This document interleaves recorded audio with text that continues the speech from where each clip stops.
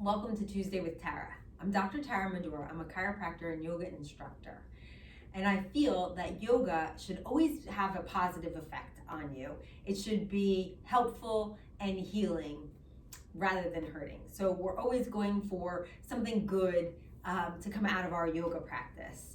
Today, I want to talk a little bit about the micro bend, or sometimes we call it an undetectable bend. So I have this skeleton here, my friend, and the straight leg position looks like this. And if we were to flex, bend the knee and bring the bottom of the leg up, that's flexing.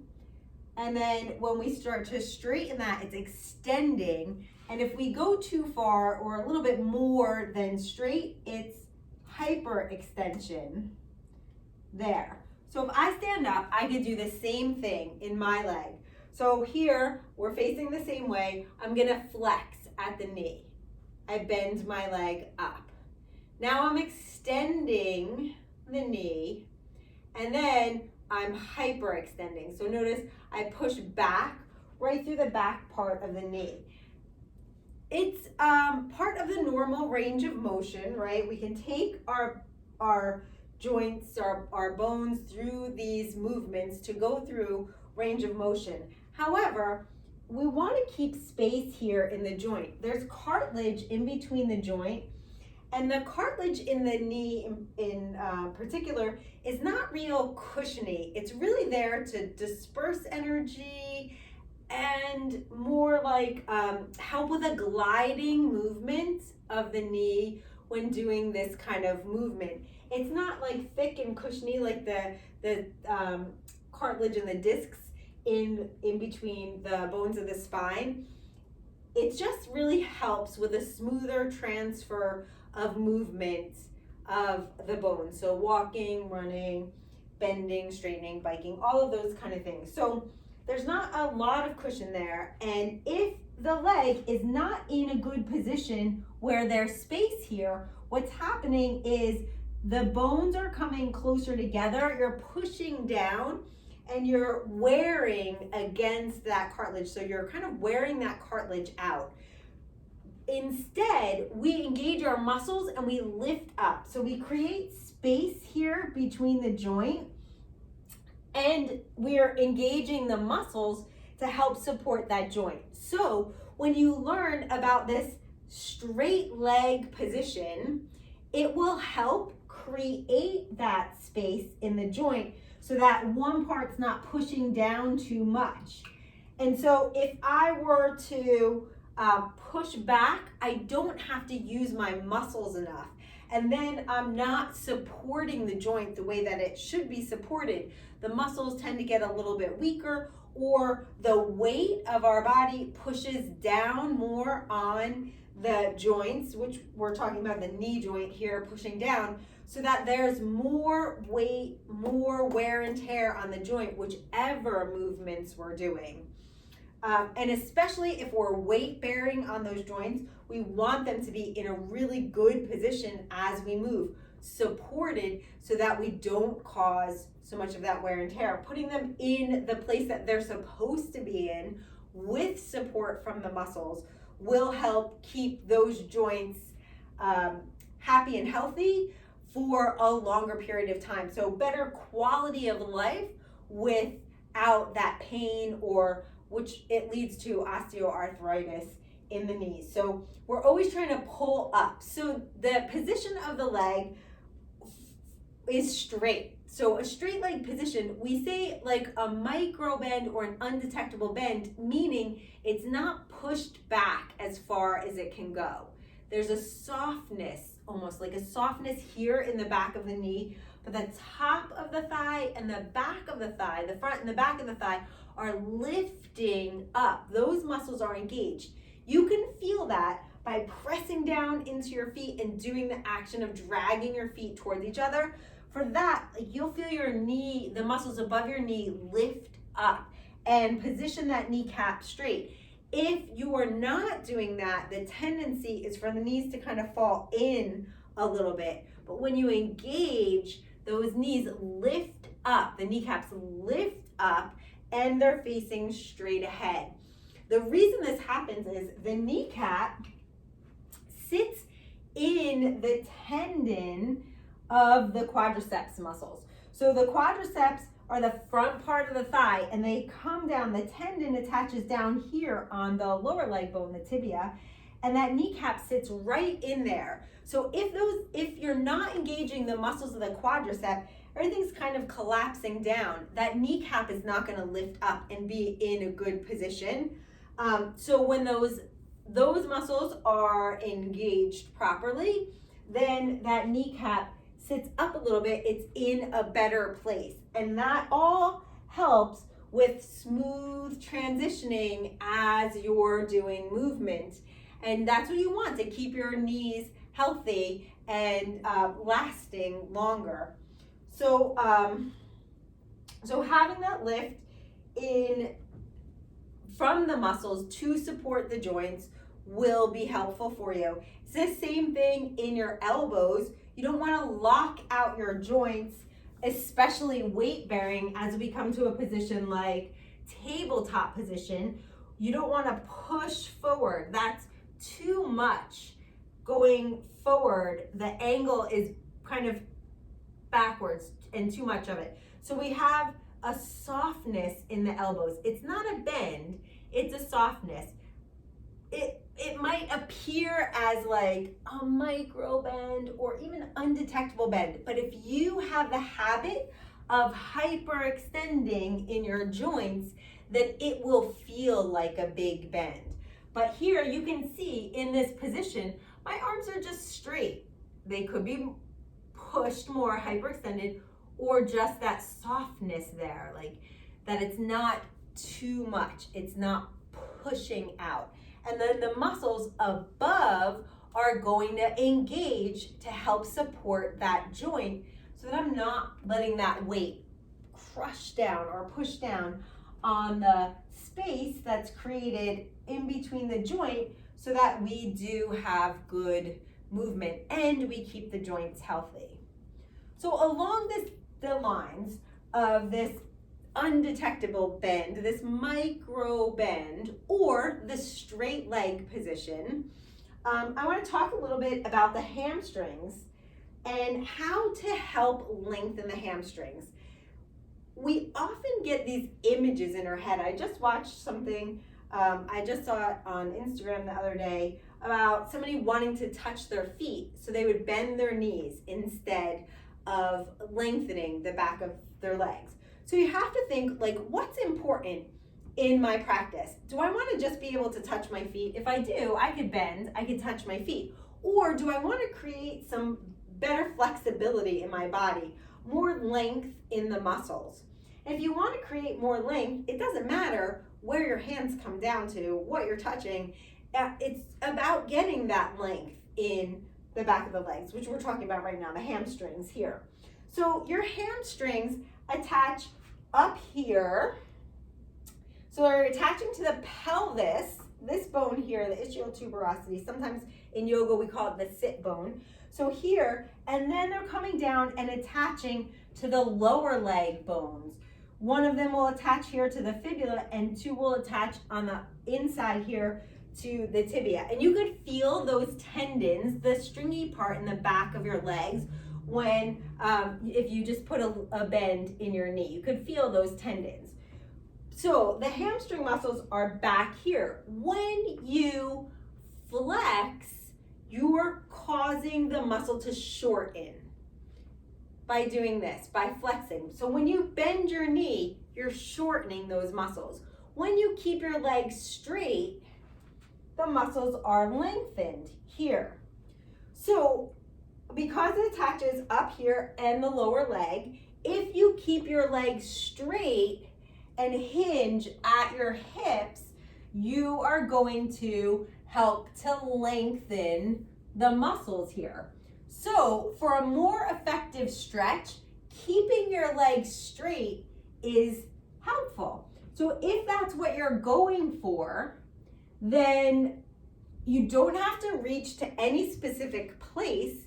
You want to keep your legs straight and you go to where you feel a stretch that's not too intense, but that something is happening.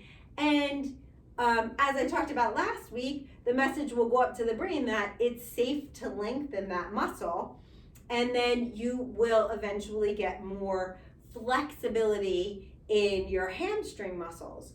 Whereas if you bend your knees and fold, you're shortening the muscle and then wanting it to stretch, wanting it to lengthen. So that doesn't make sense. It's counterintuitive. The body's not going to really respond to that.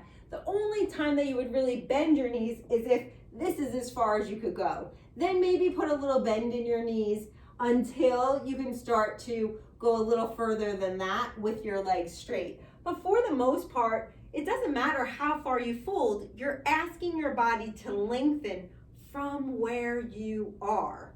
So if I wanted to start lengthening my hamstrings and they were tight, then I would start with my hands on the wall, maybe here. My legs are still straight and a softness there behind my knees.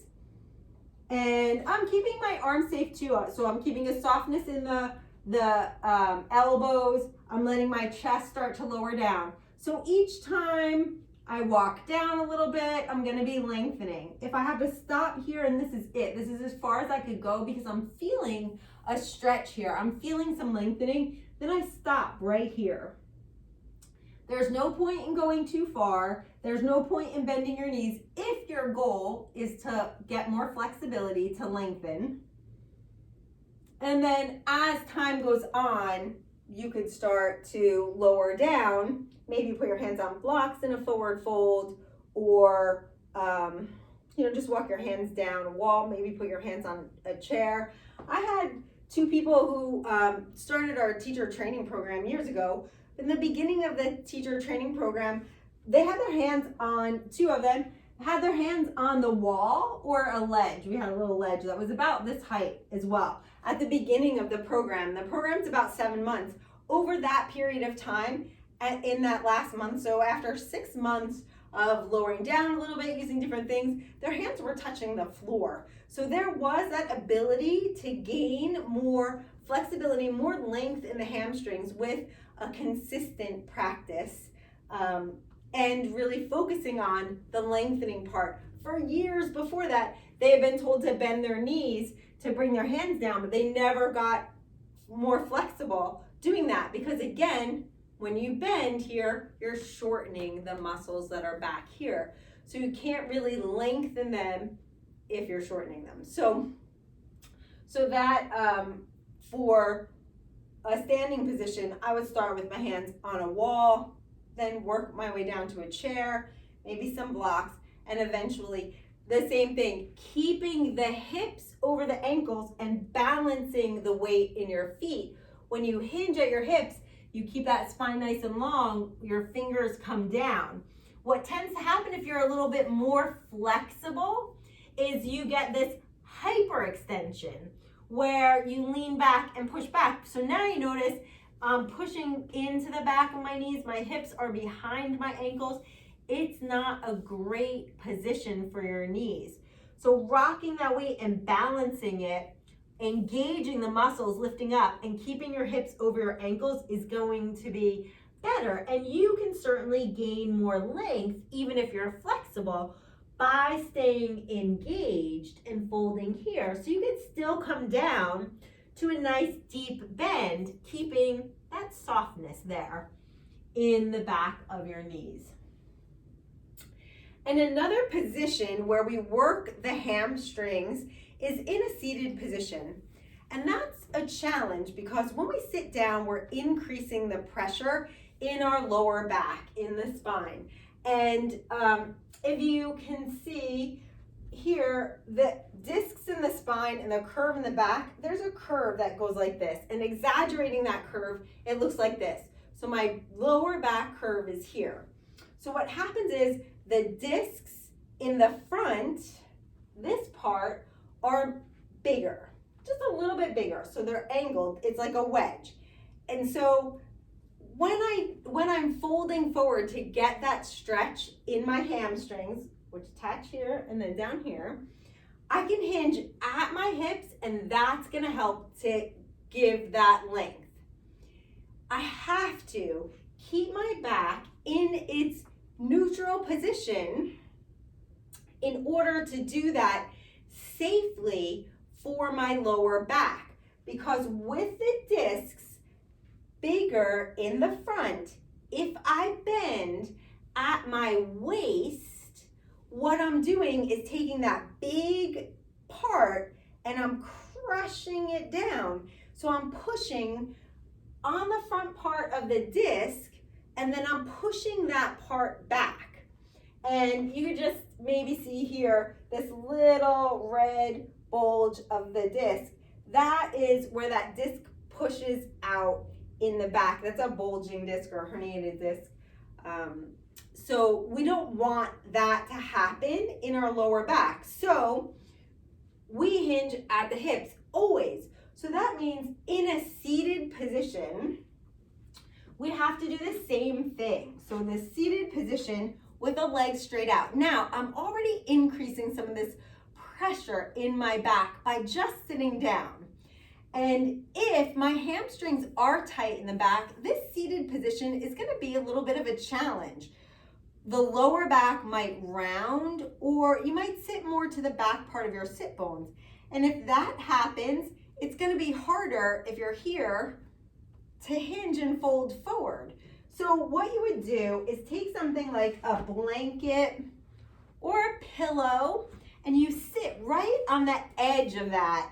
And I have a little cushion under here, but I'm gonna roll to the front part of this. So this is tilting my pelvis just a little bit, and now I'm putting that natural curve. So I'm sitting up nice and tall. I'm not rounding through my back. So now my bones are in a good place. My discs are in a good place. So they're full in the front, less full in the back, in that wedge shape like they're supposed to be. So when I come here, I sit up nice and tall. I want to keep that position. If my goal is to lengthen the hamstrings, then I'm in a good position to do that, where I'm going to hinge at my hips. If my goal is to touch my feet, then I could bend my knees to touch my feet and still keep my back in that same position. That doesn't do anything to lengthen your hamstrings, but if you want to, just touch your feet. That's how you would do that. But if your goal is to lengthen the muscles in the back of your legs, your hamstring muscles, you press down into your heels and drag back. So there's a little tone there. And I'm careful now not to push my knees back, because I don't really want to hyperextend. Even though I'm not weight bearing, it's still a better position to be supported and have your muscles engaged as you're folding. So I'm going to root down through my sit bones, and I'm just sliding to the edge. So I'm like tilting my pelvis a little bit to help me go in the direction I want to go and keep my back safe. So I sit up nice and tall, hinge out my hips, and fold, and bring my hands to wherever they come to. It might be on the thighs, it might be on the shins, or it might be to my feet. You don't have to. There's no place that you have to go to. You just want to get a little more length. When I'm here and I'm working on this, I'll inhale and lengthen out, and the center of the chest leads me. So I also keep my head in line with my spine, so I'm not pulling in any direction. And I lengthen out in the same way as I come up. The other thing, sometimes, you want just a little bit more. You can get a little bit more length if you have something touching your feet. So that's where we get that idea, like we have to touch the feet. And I'm keeping my feet flexed because that's gonna help to lengthen the back of my legs. It adds a little power, and it helps to keep the tone, to give me more length there for the back of my legs. Now, having a strap and gently pulling the balls of the feet back can be helpful, because now I don't have to do that so much with my brain power sending energy down there to do it. I'm just gonna gently pull back. So they're gonna stay in that position. I'm not forcing, just gently pulling back. I'm gonna keep my upper arms next to my body. My inhale, I'm gonna lengthen, so I'm still keeping this length, and then I'm coming forward. I'm not pulling out through my arms or reaching to any particular place, just keeping the upper arms next to my body, keeping that spine nice and long, and allowing the chest to move forward as I can to gain more length. And I keep that length as I come back up to a seated position. So talking about the hamstrings, and while I have the strap, I'm going to show one more stretch that we do for hamstring lengthening. And it's lying down, so supine with this strap. So now I'm going to have the strap on the ball of my foot, below my toes, above the arch. So again, I'm going to help keep a little tone in the back of my leg with this strap, very gently drawing the ball of my foot back. And I'm going to come all the way down onto my back, and I'm going to lengthen both legs out. So now I want to keep this left leg straight, and I want to keep it down on the floor. Both of my feet are flexed, and right now both of my heels are pressing down. I'm going to slowly lift this leg up. Now, a lot of people want to pull their leg back because they think that gives them more of a stretch. But we just learned that anytime there's a bend in the knee, we're already shortening the back of the thigh. So we can't lengthen it if we're causing it to shorten. So you will have a more effective stretch if you leave your leg straight, and again, not locking that little softness or micro bend in the back of the knee. And all the way up here, your hip crease, you want to create space. Sometimes I just take my thumb into my hip crease and press away. So I'm rooting my thigh bone back, and I'm gently bringing my foot back as I can, keeping my leg straight, not locked, but straight, and not letting it buckle or come back that way. So I want an effective stretch. I don't care where my leg comes to. It doesn't matter. It's the stretch that I'm looking for, the lengthening that I want to happen. So I'm just going to bring my foot back to where it can come. So I'm feeling a little bit of a stretch, not being too intense, and both legs are staying active here. And I keep that length as I let my leg come all the way down. So the importance here is that you understand that micro bend, not locking the joint, can be very helpful to prevent or to halt any arthritis that is already happening. We can't take that away, anything that has already happened, but we can stop the process from getting worse and prevent it if it's not there yet, and keep the strength and the support in the muscles to help support the joint. So we keep that strength in the muscles to help support the joint. And it's the muscles above that are helping the joint below by staying engaged and staying strong and lifted. And we have to think about what we actually want for our practice and for ourselves. So if you have the goal to touch your feet, then that's your goal. You could bend your knees, you could touch your feet.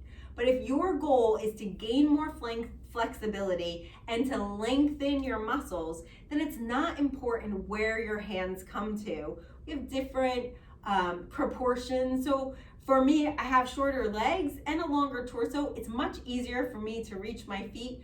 And that's not saying one thing or another about my flexibility. It's just easier for me to reach that far because it's actually not as far as for some people who will have longer limbs, like longer legs and a shorter torso. It makes it a little bit harder to reach for your feet. So it doesn't really matter. It doesn't matter where your hands come to. It's that you're getting intelligent lengthening for your body if your goal is to increase your flexibility. So thank you. Thanks for watching today, for listening, and learning a little bit about that micro bend, that undetectable bend. And today our focus was on the muscles of the hamstrings. If you have any questions, please let me know. I'll try and answer them in our future Tuesday with Tarra episodes. Please like us, follow us, and you will see, I'll post these on Tuesdays and give you some interesting points about yoga practice and probably about anatomy and physiology and biomechanics as well. Thank you. Namaste.